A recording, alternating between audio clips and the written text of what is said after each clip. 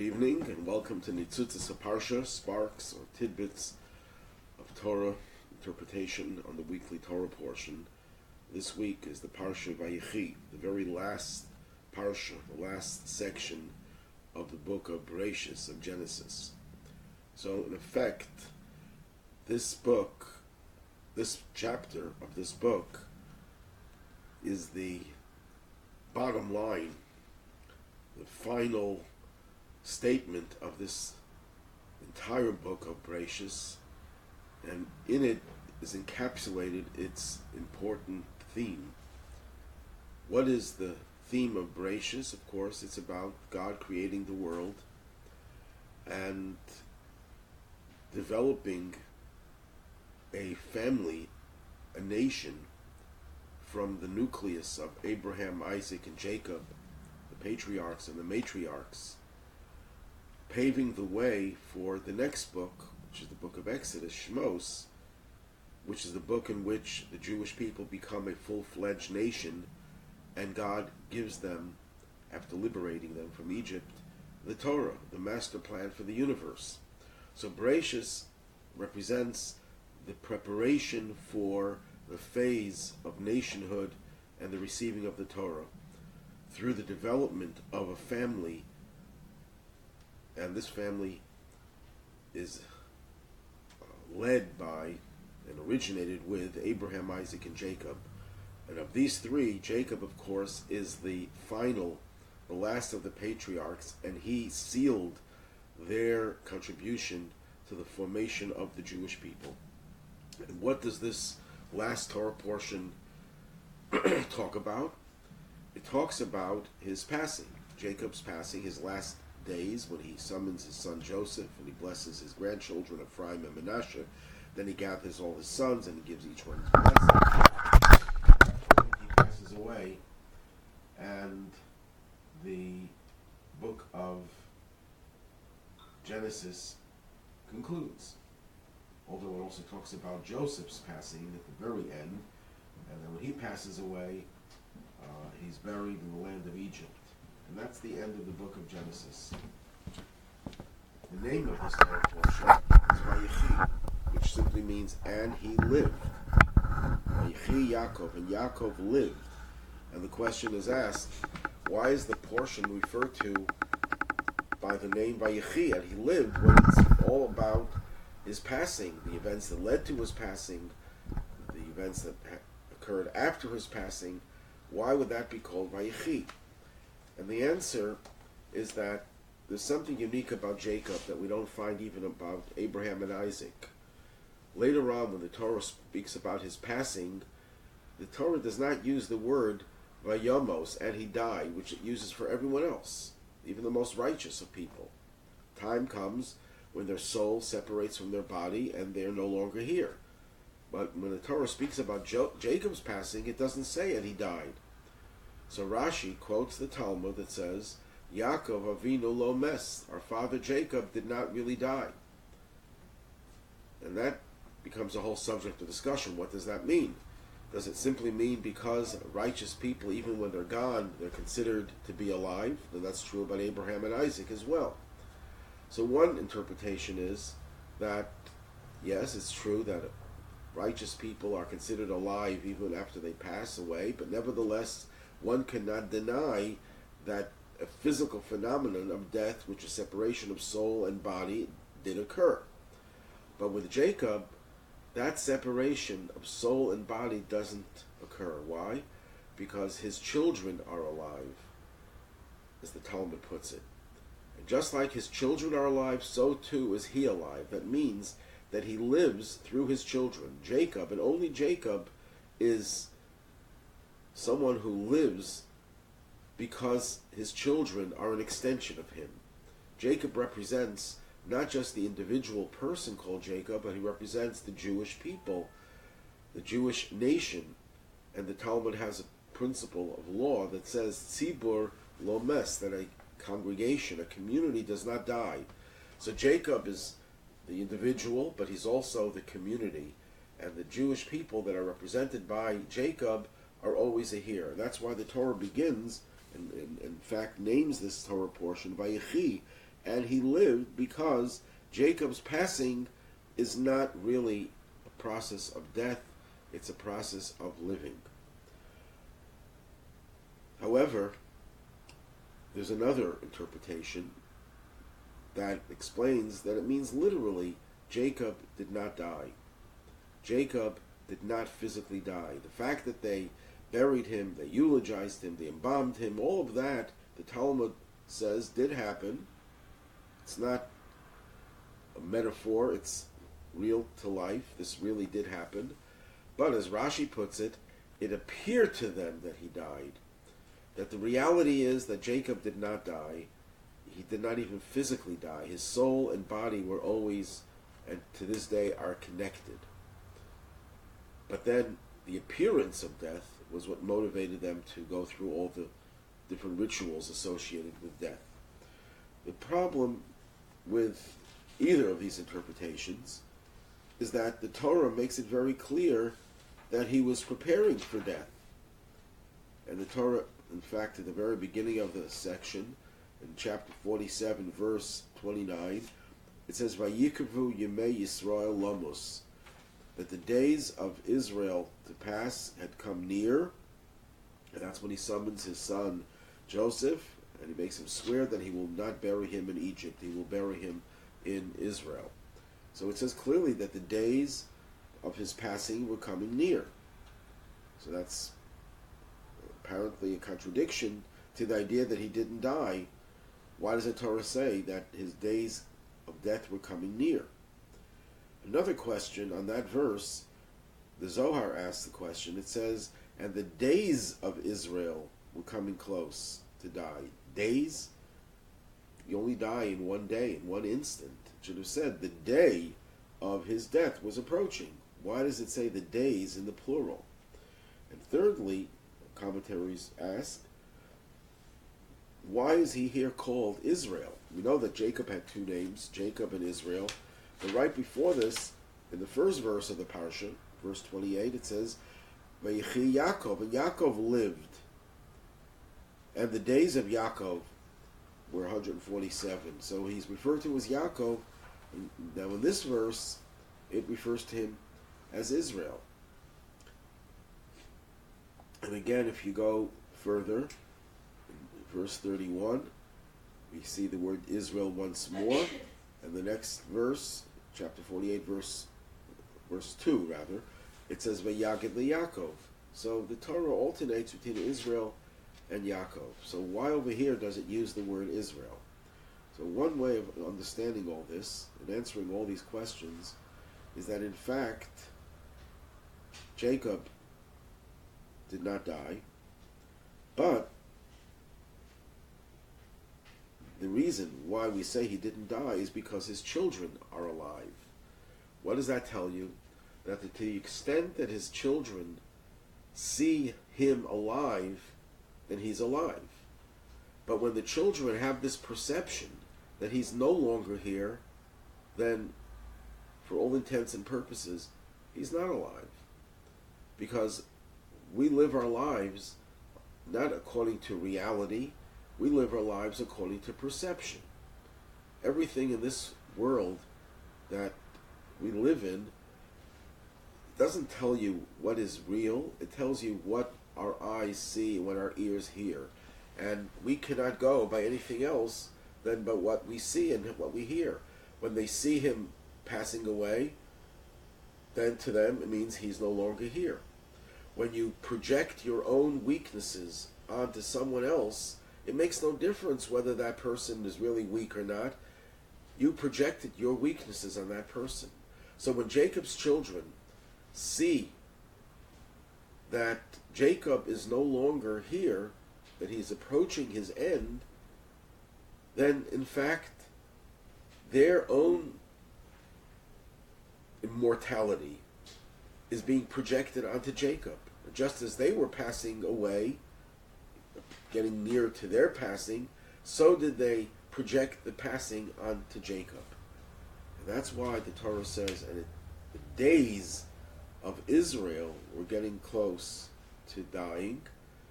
We're referring to the way the people the children of Israel. That's why they uses the word Israel. It refers not to Jacob himself, but it refers to Jacob as he's seen through the eyes of Israel, the people of Israel. When they begin to project their own mortality, their own days, because we're talking about plural, many people, when they're projecting their own days of passing onto Jacob, they see their passing in him. And that's why the Torah refers to it as approaching his death. But in truth, the true reality is that Jacob did not die. Now, to just reinforce some of what we just said, the very beginning of the parsha, it says that Jacob lived in the land of Egypt 17 years. So Rashi comments that if you look in the Sefer Torah, in a Torah scroll, you'll notice that the separation between last week's parsha and this week's doesn't exist. Normally there's a separation. Here there is no separation. Things are closed. What is that trying to symbolize? So Rashi says, because as soon as Jacob passed away, the eyes and the hearts of Israel began to close because of the suffering of the Egyptian bondage. Another explanation, he wanted to reveal the end time when the Messianic age would happen, and that knowledge was taken away from him. Well, what exactly does this mean? Because at this point, Jacob was still alive.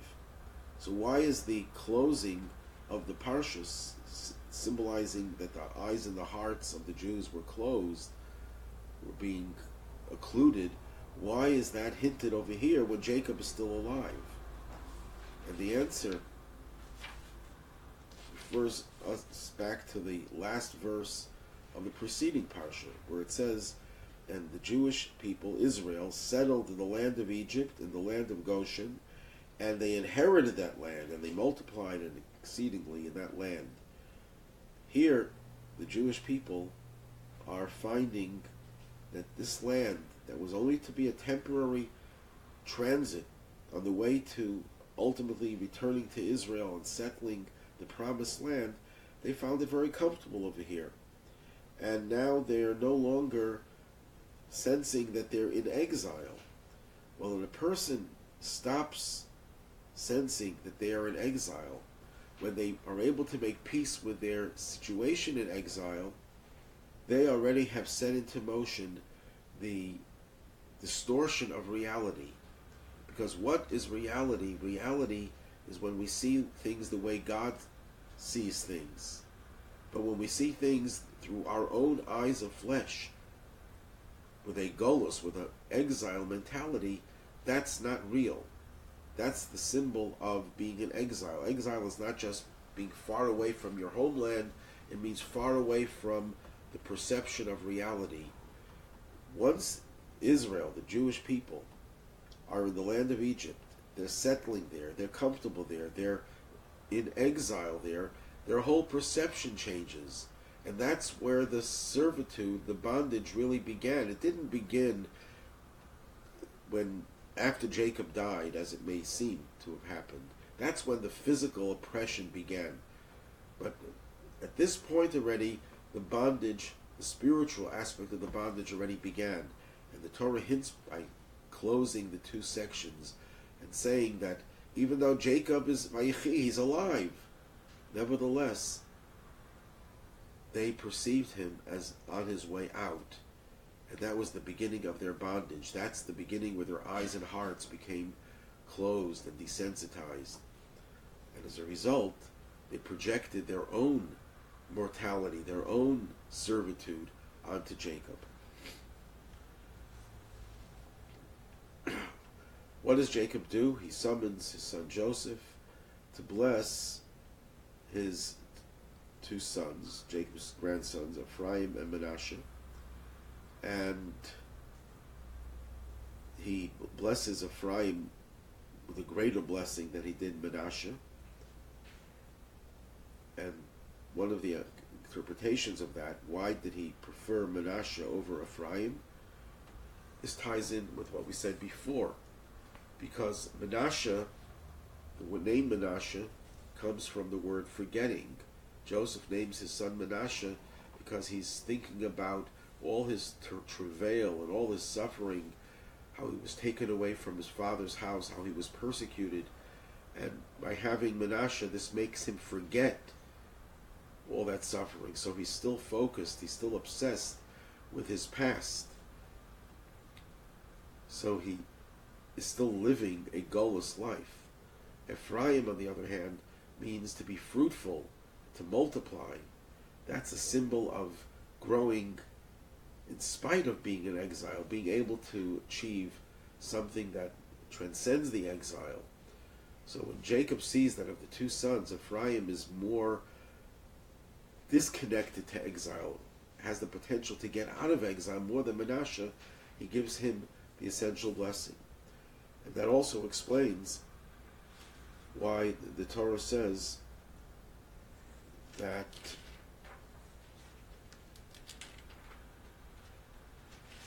when he wants to bless Ephraim and Manasseh, this is in chapter 48, verse 5, he says, "Now your two sons that you were born to you in the land of Egypt before I came here, they're mine. Ephraim and Manasseh will be like Reuben and Shimon." Why does he have to emphasize the two sons that were born in the land of Egypt before I came? It's obvious that they were born in Egypt. So the simple explanation is he's trying to say, even though they were born in the land of Egypt, they were raised in the land of Egypt, before I came and I didn't have any influence on them, they still maintained this high spiritual level. But in light of what we said before, we can add some emphasis to that. That in spite of the fact that they were in Egypt, that they were in exile, they were able to rise above the exile. They were able to see things the same way Reuben and Shimon were able to see things coming from the land of Israel. And therefore, he wanted to give them a special blessing, because to be in exile and to transcend it is a greater accomplishment than to be outside of exile and not be affected by it.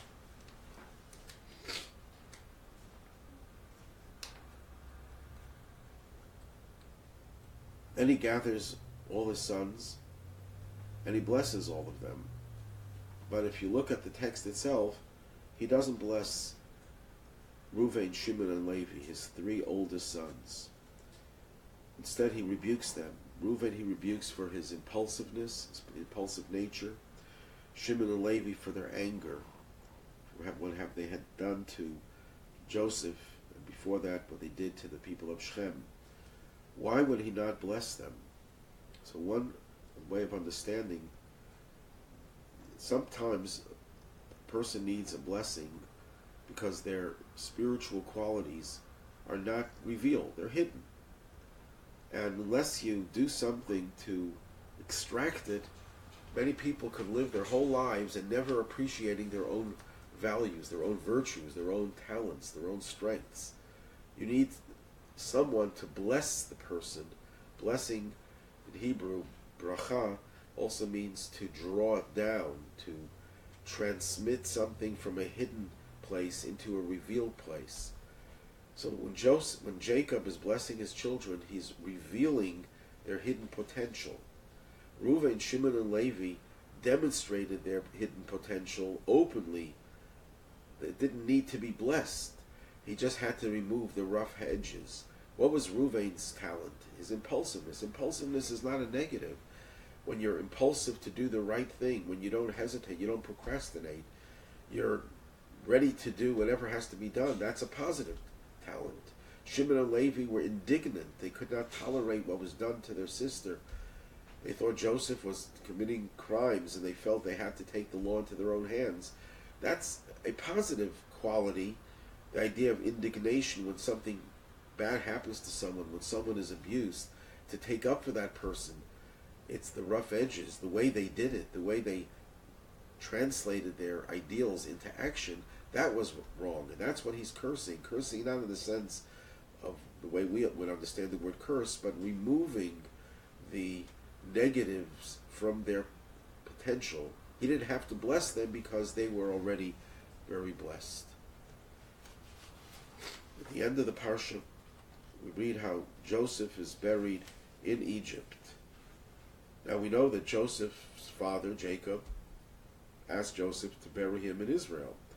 why didn't Joseph learn from his father that he should be taken as well and buried outside of Egypt, buried in Israel? In fact, Joseph administers an oath to his brethren that they should take his remains out of Egypt when they leave, but not right after his death. The very last verse says that Joseph died 110 years old. They embalmed him and they put him in a coffin in Egypt. And that's the last word of the whole book of Genesis. Usually you end on a positive note. What's the positive note here? And the Rebbe explains the positive note here is that Joseph stayed in Egypt because he was the source of strength for the Jewish people. He gave the Jewish people their bitachon, their trust, that someday they will be liberated. If Joseph had not remained behind, they would have lost, they would have abandoned their trust and hope for the future. So it is a very positive thing. And on that note, the Torah portion ends. Chazak, chazak, v'nis chazek, and we say the words, when we hear the Torah portion ending, be strong, and we will all be strengthened. And that's the strength we get. We get from Yosef, who remains in exile with us, and forgoes the privilege of being buried in Israel, temporarily, of course. And on that note, the whole book of Bereshis, the strength that was given to the Jewish people to endure their servitude, their slavery in Egypt, which prepared them ultimately for the giving of the Torah, when they were chosen as God's chosen people to bring the world to its ultimate purpose of making the world a dwelling place for God. When that process will be completed, when we implement all of God's teachings, the world will become a perfect world, and that is what the days of Mashiach, that Mashiach, the great Jewish leader, will usher in that period when we will see how all that was planted by the patriarchs and by Joseph will have come to fruition.